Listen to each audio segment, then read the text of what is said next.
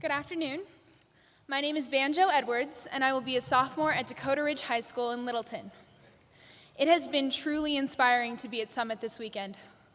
Last year, I couldn't come to Summit because I was traveling between Denver, Las Vegas, and Hollywood as a part of the Rocky Mountain Silhouettes. The Silhouettes gained notoriety nationally as we competed on NBC's America's Got Talent. Our team went all the way to the top two, showing that Americans love the uplifting themes and graceful execution we presented. They voted for us as we competed week after week on the summer's highest-rated television show. Since Hollywood, the Silhouettes have performed all over the country at venues including the National Archives, Caesar's Palace in Las Vegas, Orlando, New Orleans, and even on the beach in Cancun. These kids are my friends, and I thoroughly respect their discipline, the joy they project, and the hard work they stitch together to pull off each and every show. I am proud to introduce Colorado's own Rocky Mountain Silhouettes.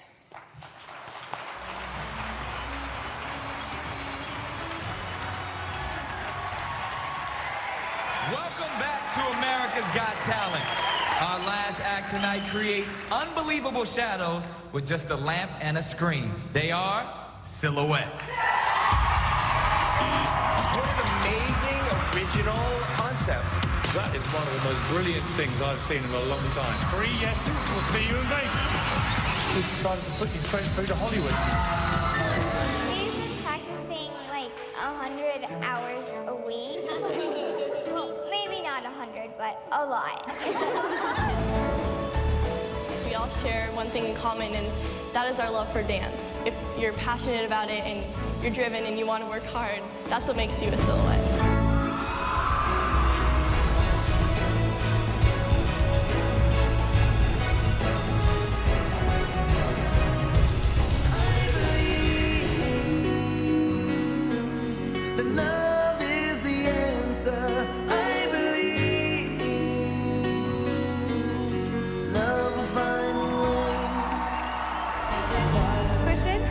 We're just gonna keep going and going with this adventure.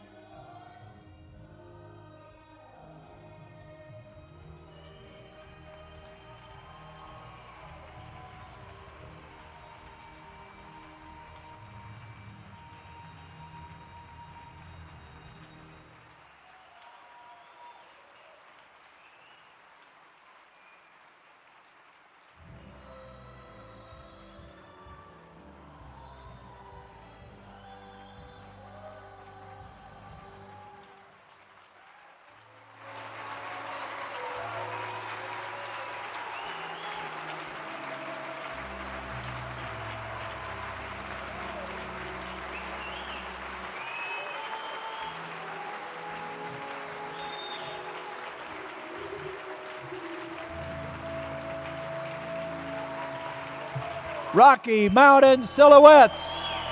Rocky Mountain Silhouettes. Oh, young people, and just imagine the families and the coaching and the teaching that goes on behind the scenes to put it all together. Oh, thank you so very much, Silhouettes. What a high. Can you believe they say conservatives don't got culture? Well, take that. You know, Democrat congressional campaign committees are already fundraising off of the horror that, in their eyes, is the Western Conservative Summit. I got a copy of one of their horror emails trying to alarm people that conservatives are gathered in Denver this weekend, 1,300 strong, and alarmed indeed they should be.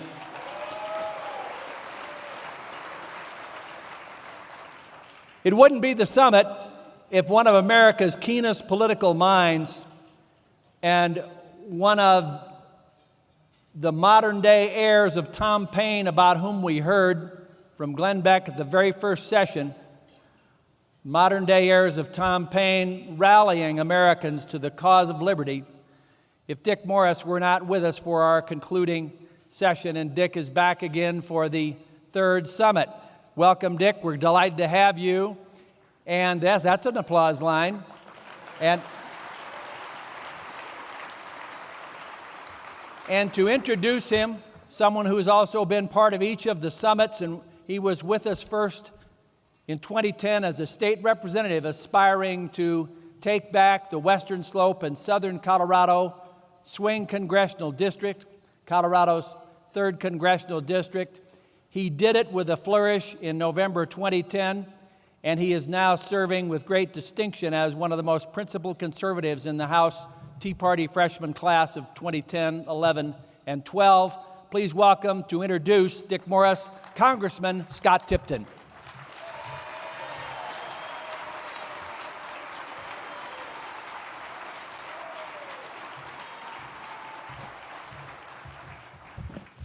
I've got some friends from Grand Junction here, so I'll tell you what, when you listen to the Silhouettes or watch that Silhouettes, that was just magical. And we turned to each other and we said, they were just doing that right behind that curtain. You know, that was an incredible and an inspiring thing to see those young ladies to be able to perform. My pleasure to be able to be with you here today. Yesterday, I was on a fire line in southwest Colorado, Weber Canyon Fire outside of Mancos. And so I drove in here today looking for the West Slope Western Conservative Summit. I'm a small town guy, and when you get more than 3 stoplights, I tend to get lost. So as I pulled in right beside a Subaru. And I thought, am I in the right place? But sure enough, when I looked at the handmade placard in that Subaru, it said, socialism is not an American value, and I can't applaud anything more than that.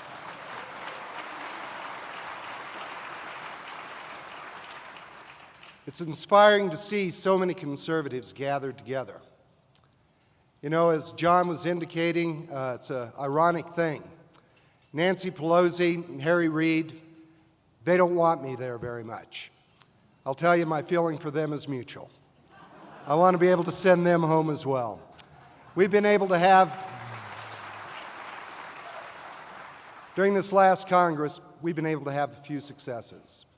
As many of you are well aware, a lot of legislation is not actually moving through both houses of Congress.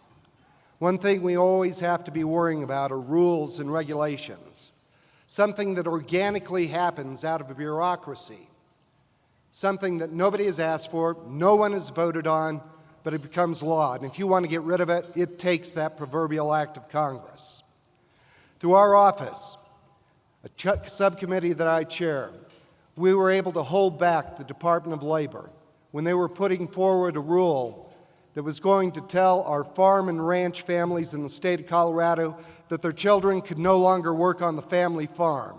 We pushed back and we were able to stop that. You know, we were also able to stand up for Colorado Water. The Forest Service decided that water rights that had been developed on public lands that were owned and developed by our ski areas, by ranchers who had grazing rights on these public lands needed to sign over that water to the federal government.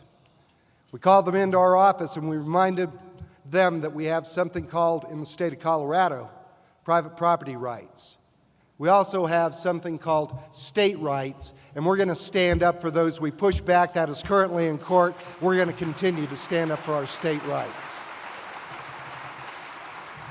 You know, ultimately, this election, we're having a lot of talk about it, and well, we should. I am one of those true believers that we are at a crossroads as a nation.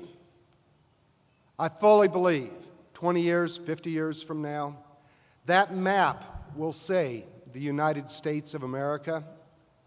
But the choice that we make in this coming election will determine what type of a nation that we are going to be. It is about jobs. It's about economy.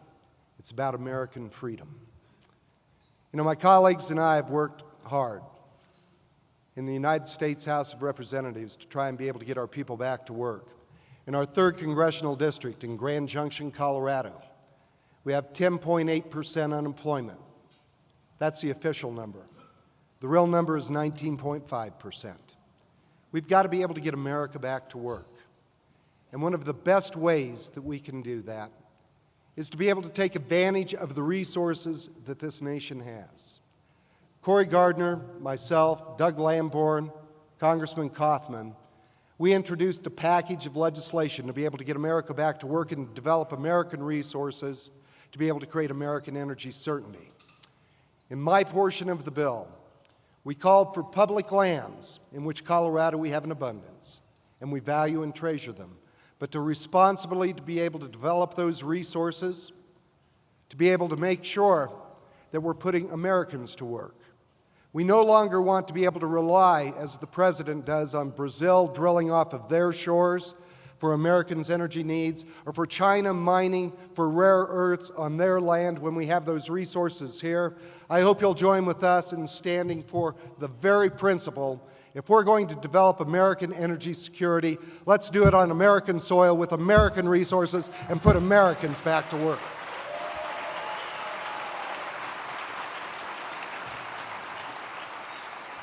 This is a great time for our country. When I heard those patriotic songs played and I saw those young Americans act out the symbolism of so many images that we relate to as Americans, my heart and your heart was stirred. It is for that generation that we must deliver on that American promise of being able to live that American dream. It's wholly appropriate and fitting that the last speaker at this conference is a gentleman that I'm proud to call a friend. When you're running for Congress for the first time in particular, not a lot of people will stand up for you. We have a couple of them at that table, Dick Morris and Bill Armstrong. Thank you both very much.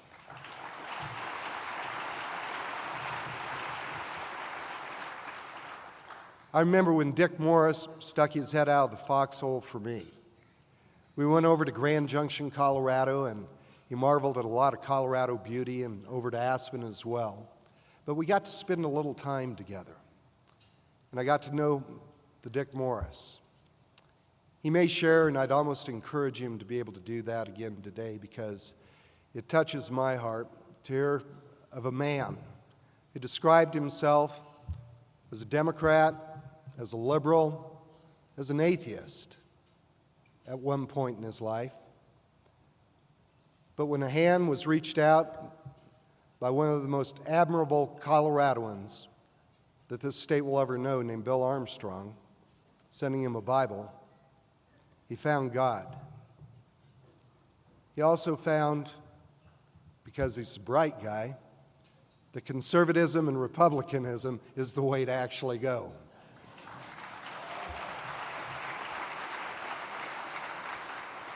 But it truly touched my heart when I listened to Dick Morris, above all, above politics, above party certainly. He spoke of his reverence for God. God has not forgotten this country. He's not forgotten us. he didn't forget Dick Morris.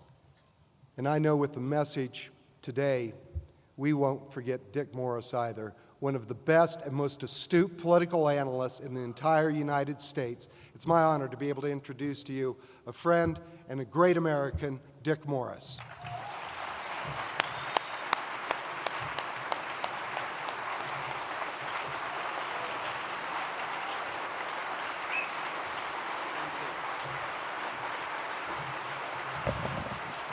Thank you so much. Well, this is the third summit I've come to. If you want me next year, I'll come back for our victory lap.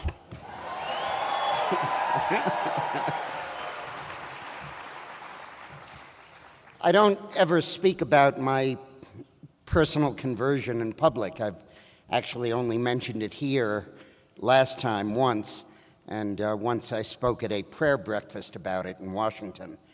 But I went through a very difficult period. I feel that God told me, I need you to be a better person for what I have in mind for you than you've been in the past. And when I went through that trial, none of my liberal Democratic friends had anything to do with me. And Bill Armstrong and Mike Huckabee and Trent Lott and Chuck Colson deluged me with Bibles. Bill sent me Mere Christianity, which spawned an addiction to C.S. Lewis. I read all of his stuff. And like C.S. Lewis, I became a lapsed atheist. I don't talk about it that much in public because I don't ever want it to be something that is sounding louder outside of me than inside of me. And that's because I'm not sure I completely trust myself. I want to know that I'm invited here because of politics, not because of my faith. My faith is something very personal and controls every single thing that I do, every moment of every day. That's the deal I made. Okay, now let's get back on greater ground, politics. First of all, I'm absolutely thrilled that Bill Armstrong is with us. Thank you, God.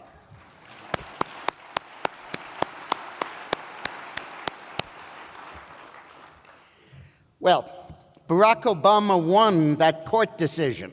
He will rue this day because we were going to beat him before that court decision. Now we're going to slaughter him.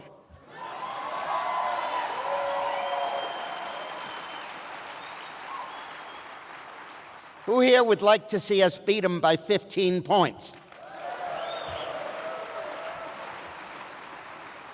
Well, 40% support this horrible law, and 55% oppose it.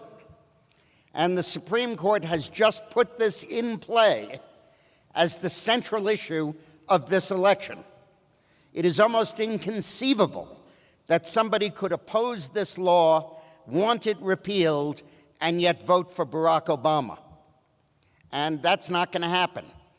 This election just went, in my view, from a 5 to 7 to 8 point win to a 10 to 15 point win. Thank you, John Roberts.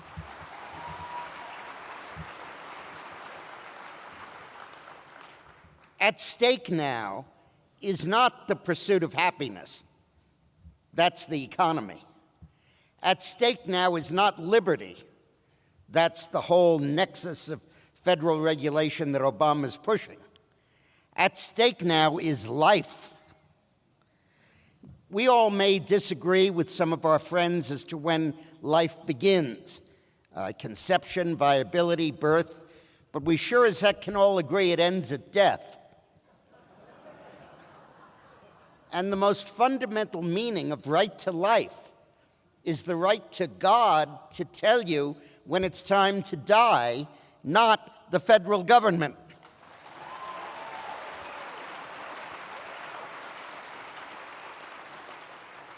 Do you remember 2 years ago, the feds issued a ruling that they would only reimburse mammograms every other year?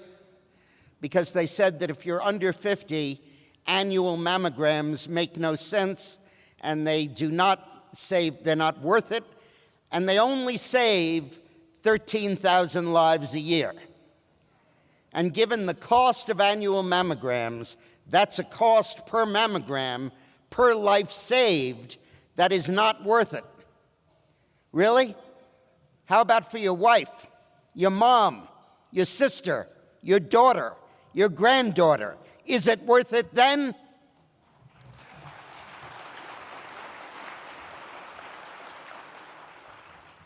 What we are doing in a program that aims to cut Medicare by $500 billion, not through streamlining, not through wellness, not through empowering the consumer to negotiate over prices and bring down the price of medical care, but by federal requirements of what treatment to use and what treatment you are not allowed to use. That is called euthanasia.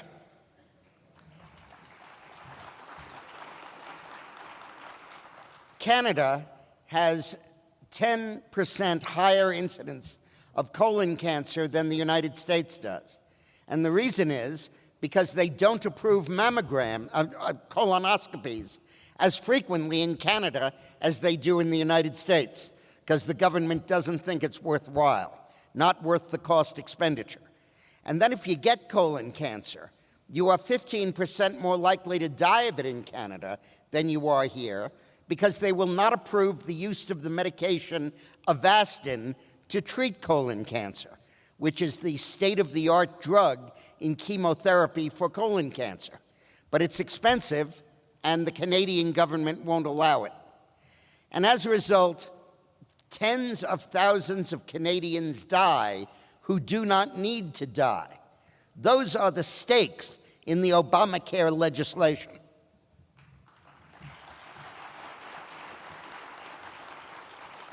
And then the stakes at the other end of the spectrum. For young people, you make $30,000 a year, okay? You take home 22. That's an income of what? $450 a week? How would you like to have to spend $1,500 of it as a fine, a tax, for not having health insurance?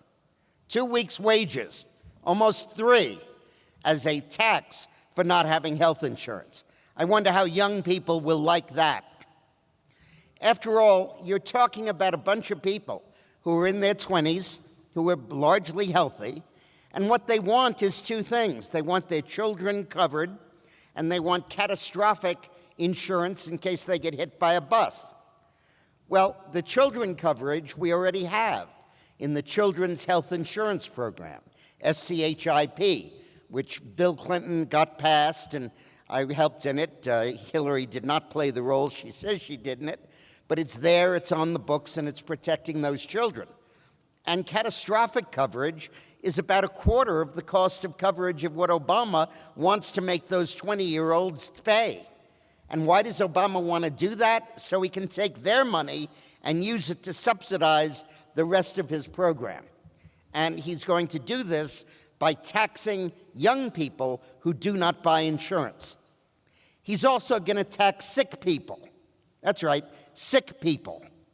Right now, you can deduct medical expenses if they are more than 7.5% of your income. He's going to raise that to 10%. So he literally is going to increase the tax on sick people by 1/4. That's terrific. Prosthetic limbs will be taxed. Pacemakers will be taxed. Hearing aids will be taxed. Every single medical device will be taxed. And the reason for that is because the medical device industry didn't support this bill, and he punished them by making them pay for it with a sales tax on all of these items that we need to keep alive. The stakes in fighting against this bill are enormous. Now, the Supreme Court has restored the individual mandate, but it has given each of us an individual mandate to beat Obama, take the Senate, and repeal this bill.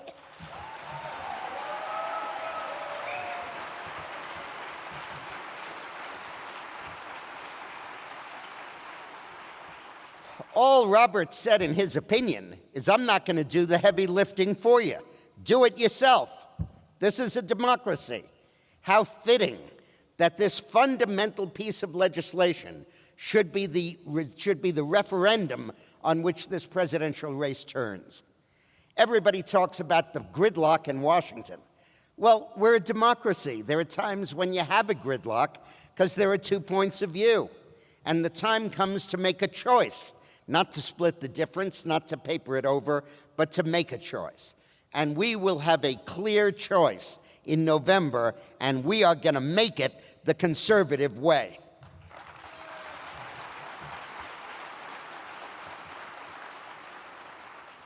Now, a lot of you, and I, of course, read polls every hour of every day. And I just want to spend a little bit of time discussing polling with you. There are 3 kinds of surveys. Surveys that sample adults, half of whom don't vote. Surveys that sample registered voters, a third of whom don't vote. And surveys that sample likely voters, a tenth of whom don't vote. Now, Barack Obama's best demographic are people that don't vote. He sweeps them. He carries them overwhelmingly. If you're not going to vote, you're going to be for Barack Obama, most likely. So when you put a bunch of those people that won't vote into the mix with people that do vote, you produce biased survey results. These results are not an indication of Barack Obama's strength. They're an indication of his weakness, because he can't get the people that would vote for him to vote. It's not like they have too much scheduled. Most of them are unemployed. Most of them are on food stamps. Not through their own choice, but they are. But they tend not to vote. Among those who do vote, Romney has, in most of the polls, had a 3 or 4 or 5 point lead. Rasmussen is the only one that routinely samples likely voters. It's twice as expensive as to sample registered voters, because you got to call 2 people to find one you can get who's a likely voter. Right now, on the strength of the court decision, the race is evened up, but I expect in the next week or so, Romney will continue to move out to the lead he's had. But the best survey Rasmussen had, which was pretty well where it was last week, was 48 Romney, 43 Obama, and sometimes 47 to 44, that kind of range. Well, then the question becomes, what happens to the undecided vote? And history shows us that the undecided vote always goes against the incumbent. To give you a frame of reference for this, are you going to be married to the same person next year? Are you undecided?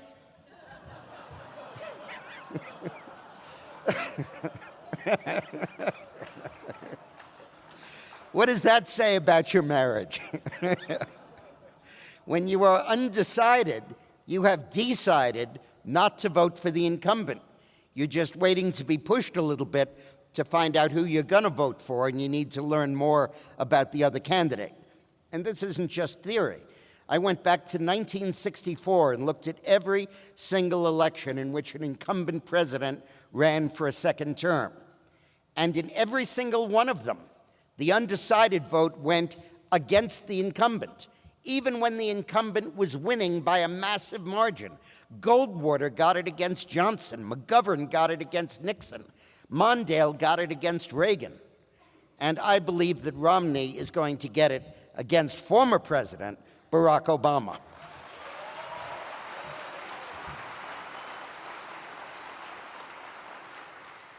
Now, this may be repetitive of something I said last year, and I hope it's repetitive of something I had the foresight to say 2 years ago.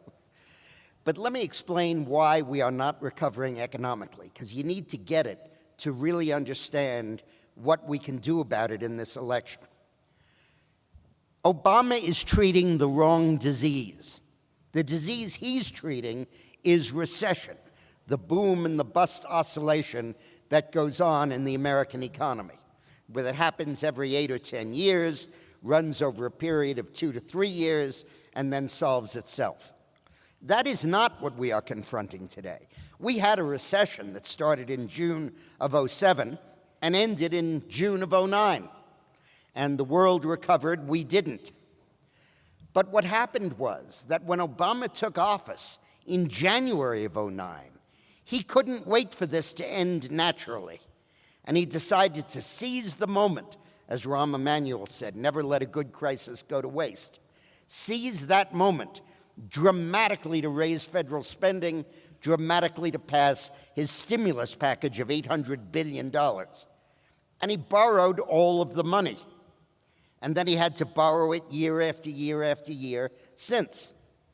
And that indebtedness, that increase in indebtedness, so raised the level of public sector debt throughout the world that it caused the global capital markets to seize up as if you're in a car without any oil.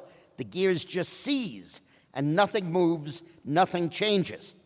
When Obama took office, the total public sector debt, that's all countries, all states, all cities on the planet combined, was $20 trillion. Now, with him supplying 2/3 of it, it is now $35 trillion. And the world just couldn't handle it. The world freaked out. That's a technical economic term. I'll share the formula with you. It's kind of A minus B divided by Q with the square root of something or other. The world freaked out. And they just said, hey, we don't have this kind of money. So everything dropped dead. Lenders stopped lending, borrowers stopped borrowing, consumers stopped spending, and businesses stopped investing. Not that they didn't have the money, they were terrified and they didn't use the money they had to spend to get the economy going. Households got $1 trillion of that stimulus money, went into the household's pocketbook, and all of it, about 90% of it, went to pay down household debt, not new spending. Car loans, student loans, credit card balances, mortgages, because people were scared. They didn't want to buy a flat-screen TV when they might lose their job tomorrow. That might be the last money they get. Corporations got $1 trillion of federal money. Cash on hand of major corporations has gone from $1.2 trillion when Obama took office to $2 trillion now, and probably 2.2 when he leaves office in a few months. And there's no interest rates. You save money, you put it in the bank account, what's your interest rate? A big fat 0 or 1/4%. It's the equivalent of putting it under the mattress. So these companies are so insecure and so worried by the economic conditions and the global debt levels that they would rather not earn anything on their money than invest it in creating jobs in their own companies. Banks got $1 trillion. Let me tell you how that worked. I came to Congressman Tipton, and I'm the Federal Reserve Board, and I said, hey, Scott, you're the head of the Scott-Tipton National Bank. Do you have any mortgage-backed securities in your vault? And Scott says, do I have mortgage-backed securities? I'm drowning in them. They're worthless. The debt is more than the value of the property, and they're not paying me any money. Well, I'd like to buy them from you for $100 million. And Scott says to me, are you out of your mind? They're worthless. And I'll say, I don't care. Here's a check for $100 million. Now, there's no money to cover it, but I've just printed $100 million. That's how the Fed does that. So Tipton now has $100 million. But he doesn't want to lend it to people out here. He'd love to. But the Treasury Department and the FDIC is threatening to close him down if he makes risky loans. So community bankers are paralyzed with fear of federal regulation. And as a result, what he ends up doing is lending it back to the federal government at 3.5% interest. And that's how we're funding our national debt. China is not lending us money anymore. We are printing the money, giving it to banks, and borrowing it back at 3.5% interest. It's brilliant. So the banks are now sitting on $1 trillion of cash. And what Obama keeps doing is printing more money and spending more money and borrowing more money to finance it. It's not doing any good. It's like you have a 15-year-old dog that's half dead and all he wants to do is sleep on the floor all day. And Obama's giving him more leash in case he wants to run.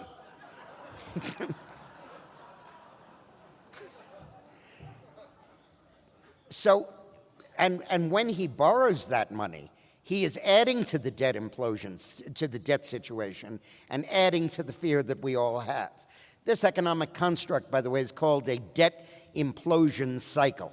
And it happens about every 50 years. It happened in 1840, it happened in 1890, it happened in 1930, and it's happening now. And it typically lasts for 5 to 10 years. And the only way you can shorten it is by cutting back the borrowing, paying back the debt, cutting back the spending, which gives the whole world room to breathe, and then business can start investing, and banks can start lending, and people can start borrowing, and households can start spending again. But the crisis in Greece and in Italy and in Spain, that's the tip of the iceberg. The stagnation in the United States and China and other countries is the iceberg itself, all caused by the same thing, the shortage of capital brought about by Barack Obama's borrowing. So what's happening is it's like the Middle Ages. When somebody was sick, they said, "You have evil spirits. So let me cut open your arm and take out your blood, and we'll remove the evil spirits." And then when the son of a gun was half dead, they said, "See, he still has evil spirits inside. Got to remove the rest of his blood." And then when he drops dead, they said, "I told you he had evil spirits." So that's what Obama is doing with this policy of borrowing. Now, we are going to win the White House. We are going to win the Senate. If the election were held right now, my analysis of the polling in each of these states is that George Allen would be elected the new senator from Virginia. A Republican Connie Mack would defeat Nelson for the Senate seat in Florida. Heather Wilson in New Mexico will probably defeat the Democratic candidate, Heimlich, I think is his name, in New Mexico. We would take the open seat in Nebraska. Kerry is not going to win. We would defeat Claire McCaskill in Missouri. Rick Berg would take that open seat in North Dakota. And we would pick up the open seat in Wisconsin, where Tommy Thompson is now 17 points ahead of Baldwin, the Democratic candidate. And then we would be 50-50 on our chance to beat Debbie Stabenow with Pete Hoekstra in Michigan. And I think we can end up winning that seat. And we would have a very good chance, and I also believe we're going to win, in Ohio, where I think Josh Mandel will defeat Sherrod Brown. And we have a decent shot, less of a shot, but still a decent shot, in Pennsylvania, where Smith, I think, has a very decent shot of defeating Casey. I think Romney's going to carry Pennsylvania, and I think this state, which elected a Republican governor, a Republican senator, and 2 Republican houses, may elect another Republican senator. Casey can be beaten. I know, his father was my client. And we have a shot at Menendez in New Jersey, the single most corrupt member of the United States Senate. It's a distinction. Tester, by the way, who's going to lose in Montana, I didn't list that, to Denny Rayburg, has the honor of being the stupidest member of the United States Senate. And I think Scott Brown has a good shot to hold on to that seat, even if Elizabeth Warren puts on her war paint.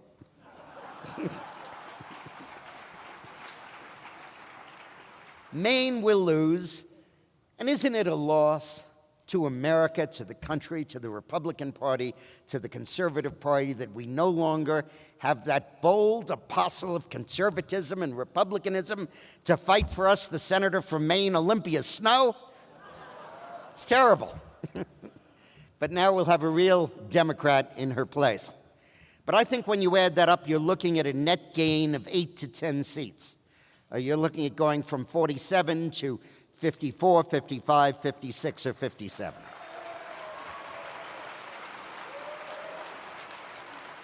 Now, that's not 60, but I got news for Barack Obama and Harry Reid. What's good for the goose is good for the gander. If you only needed 51 votes to pass Obamacare, we only need 51 to repeal it.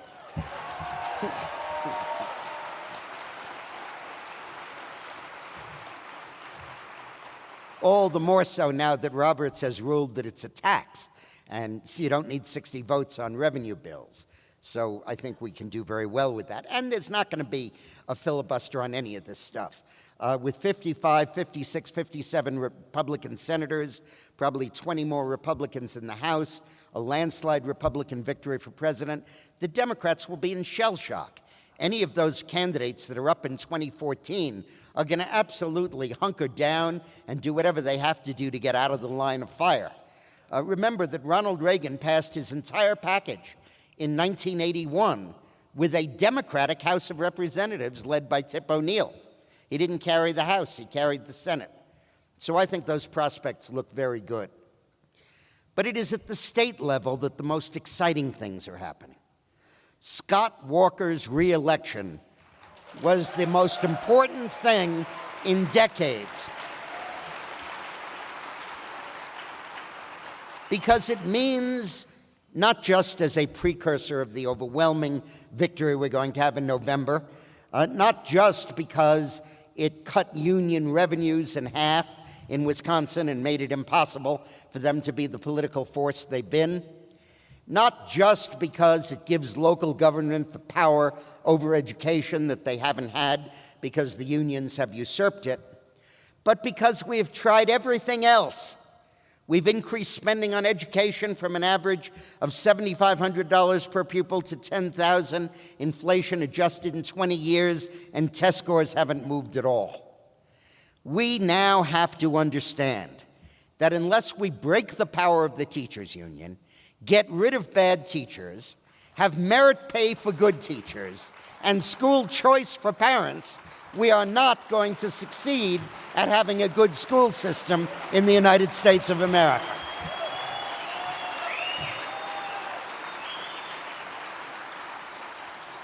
And now that Scott Walker has gone forward, and Mitch Daniels has gone forward, and John Kasich, the governor of Ohio, has gone forward, and Rick Scott, the governor of Florida, has gone forward, and Jan Brewer, the governor of Arizona, has gone forward, and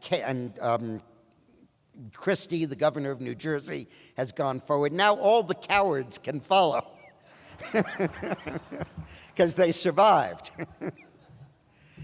Now, all of this is good news, but now I want to talk to you about the really scary stuff. This is all new. I doubt any of you know it. Those who've gotten my book, Screwed, and you'll understand the title in a minute, understand what I'm talking about. But we are facing the most colossal challenge we will ever have faced in the lame duck session of Congress that will convene after Obama loses and after the Senate goes Republican. But it will consist of the old Democratic senators and retiring rhinos, Republican liberals, who are still in that body and now are freed from ever having to face the voters again. There is a conspiracy going on, and I haven't lost it. It really is. In fact, I'm considering writing an essay called Here Come the Black Helicopters, where Obama is going to give us a going-away present of transferring massive amounts of American sovereignty to the control of the United Nations.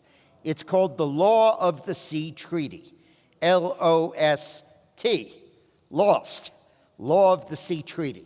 It was negotiated, of course, by Jimmy Carter. Ronald Reagan refused to sign it. Bush refused to sign it. And then Clinton renegotiated it, signed it, but he couldn't get it ratified. And now there's going to be a full court press led by John Kerry, head of the Foreign Affairs Committee, and Obama to get this treaty ratified in the lame duck session. It turns over to United Nations control 71% of the planet, the seas, the oceans. And it replaces the United States Navy with a group called the International Seabed Authority, with the responsibility for keeping sea lanes open and providing freedom of navigation. And the United States Navy will need the permission of this tribunal in the resolution of international disputes at sea. And the tribunal will sit in Hamburg, Germany, and the judges will be appointed by the Secretary General of the United Nations. This literally strips the Navy of its power and its responsibility. But that's not the worst part of it. The worst part of it is that it says that American offshore oil and gas wells and mineral mines are subject to taxation by the International Seabed Authority, which can then use the revenue it taxes and give it to third world countries. And they're talking about an initial fund of $100 billion, taxed from American companies. This treaty gives the power to tax Americans to the United Nations.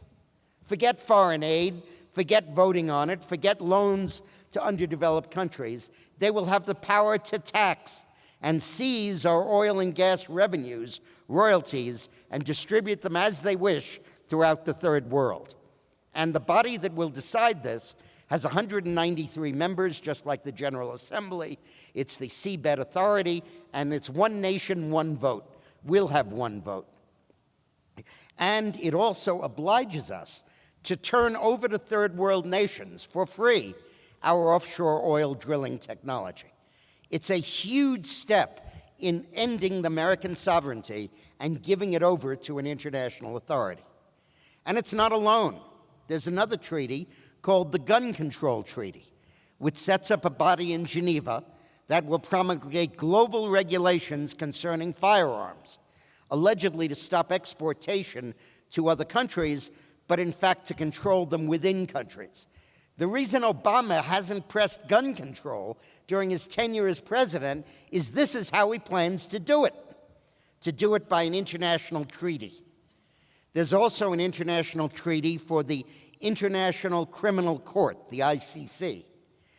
This provides that any American president who sends troops into combat, who goes to war, without the approval of the United Nations Security Council, which means without Putin's and China's approval, is a war criminal who is subject to arrest, prosecution, and internment for the crime of aggression. When George Bush was going to go to Switzerland to accept an award, he canceled the trip because of fears that the Swiss authorities, Switzerland being a signatory to the ICC, would arrest him for the crime of aggression. These treaties are being negotiated as we speak. Law of the Sea is already signed. International Criminal Court is nearing the signature stage. The Gun Control Treaty will probably be signed very shortly, and will all be submitted to this lame duck session for ratification. So he's leaving the presidency, but he's going to take the power with him and give it to the United Nations if we're not careful. Those are the stakes we face. How many people knew this? Okay? So read up on it, get involved, and remember that this can only pass with Republican senators voting for it. You need the House doesn't vote on treaties. You need a two-thirds majority in the Senate, and that means about 17 Republicans. And we have to get to work on our Republicans, including McConnell, the majority leader, who's uncommitted on this treaty, and including Corker, the ranking from Tennessee, the ranking member of the Foreign Affairs Committee, who's uncommitted on this treaty. 25 Republican senators have signed a letter saying they're going to vote against the treaty, but we need 34. And get a copy of Screwed. You'll see the names all in there of who to pressure and how to get on top of them to make sure that they don't give away the United States of America. That is the true threat that we're facing. Obama knows he's going to lose. Hillary knows she's on her way out. They understand they're going to lose the Senate. And their plan is to replace the United States Congress with the General Assembly of the United Nations, and we can't let that happen.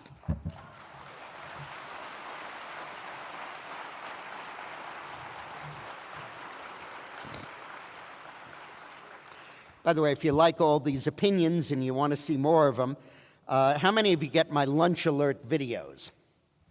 Good, a lot of you do, but some of you don't. Every day, I do a video of about 5 minutes long commenting on political issues of the day. And every Saturday, I do a history video. The one that I posted yesterday is how the Declaration of Independence got passed by the Continental Congress. What was the horse trading? What was the maneuvering that let it happen? And the one I did on Thursday and on Friday was commenting on the Supreme Court decision. So go to my website, dickmorris.com, and sign up, and I'll email it to you at about 9 o'clock in the morning, your time, every day. So I'd be happy to take questions. John, am I supposed to take questions? Good. Yep. Yep. A lot of people, regarding Obamacare, a lot of people talk about the public hates the bill, but they like some provisions of the bill. Talk about the politics of that, how you think the Democrats will play that. Right. A lot of people may oppose Obamacare in its entirety, but like a lot of provisions in the legislation. And here I may lose some of you. I believe that insurance companies should not have the right to terminate coverage for people when they get sick or to raise the amount of their premiums when they get sick. And I also believe that they should have to take all comers without pre-existing conditions being excluded. That's what insurance is. That's what it's all about.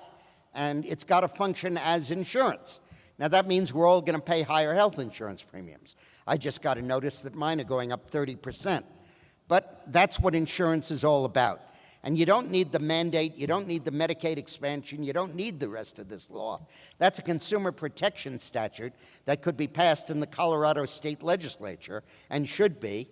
And if it's not, maybe it should be mandated at the federal level. So I'm not against that, and I think it's very likely that those provisions will stay or that all states will then adopt them. And I think that those really are the provisions you're talking about. Hey, we need to get our friend Dick onto an airplane, but let me take the prerogative of the chair. Got Dick, about 8 minutes. Who should, one question here, and then I'll take the last question. Hello, I'm Jody Giabbi from Fort Collins. Good, thanks for coming. Dick, thanks for everything you do. First of all, I've followed everything on this Law of the Sea Treaty, and a few weeks ago, maybe it was a month ago, there was an article in the Wall Street Journal, an opinion piece. By Rumsfeld. Exactly. Yeah. Well, and Condoleezza Rice and Henry Kissinger and so many other leading Republicans sponsor this treaty, and I wonder if you could comment on that article. Well, the article I thought you were mentioning was Donald Rumsfeld opposing the treaty. The reason that a lot of the establishment members of the party, including Lugar, the head of the Foreign Affairs Committee, who just lost, support this treaty, yeah, good, is that they say that the United Nations, that the United States Navy no longer can perform the missions of protecting sea lanes and keeping the ocean open. That with the budget cuts and the financial straits that we're in, we need to turn that over to an international body.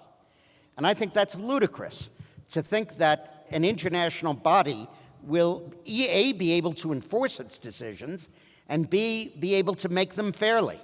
China, for example, is a signatory to the Law of the Sea Treaty and has ratified it. And it provides that every country has an exclusive economic zone out to 200 miles on their continental shelf.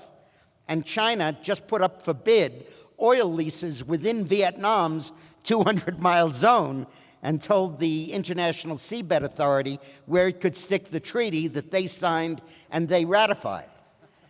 The oil companies support this treaty because they say that it will ratify their legal claims to drilling outside of the 200-mile shelf. But conservatives answer, you start drilling, who's going to kick you out? The power of protecting these wells, protecting this energy, protecting these sea lanes, protecting these resources has been run by the United States Navy for 200 years, and it has done a darn fine job of it. And the answer is not to disempower the Navy and turn it over to the UN, but to empower the Navy and let it enforce it as it has always done.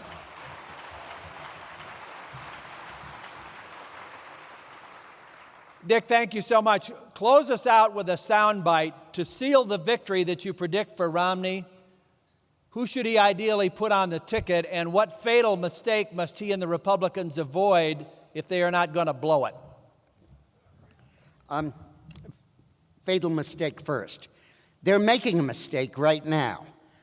Obama has put ads on attacking Romney's tenure at Bain Capital in all of the swing states. I'm sure you've seen a lot of them. And there's no answer coming from the Romney campaign. And those are beginning to hurt Romney in the polls. The biggest positive Romney has is business experience. The biggest negative he has is people thinking he's too rich to understand the problems of the average person. So essentially, who's Mitt Romney? Is he a deal maker or is he a job creator? Is he like the guy who runs J.P. Morgan, or is he like somebody that really gets in and creates jobs? That's what's at play, and they're really not defending it. They're not putting on the answers that they need to put on. For example, they should tell the story of Steel Dynamics, a company that was falling apart by foreign competition, and then Mitt Romney came in, and he said, use low-cost electric arc technology to make specialty steel for high-tech industries. And he got the investors, he lined them up, they implemented it, and now Steel Dynamics has 6,500 workers, average pay $85,000, and it's the 5th largest steel company in the United States. Mitt Romney's ideas worked then, they'll work now. If that sounds like an ad, I wrote it, and I'm trying to get it run.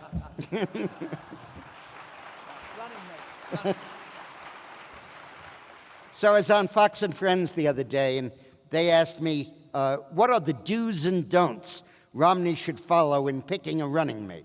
What factors should he consider? I said, it's real simple. The do is pick Marco Rubio. The don't is don't pick anybody else. All right. Let me just Go ahead. Yeah. He's a solid conservative. We can count on him.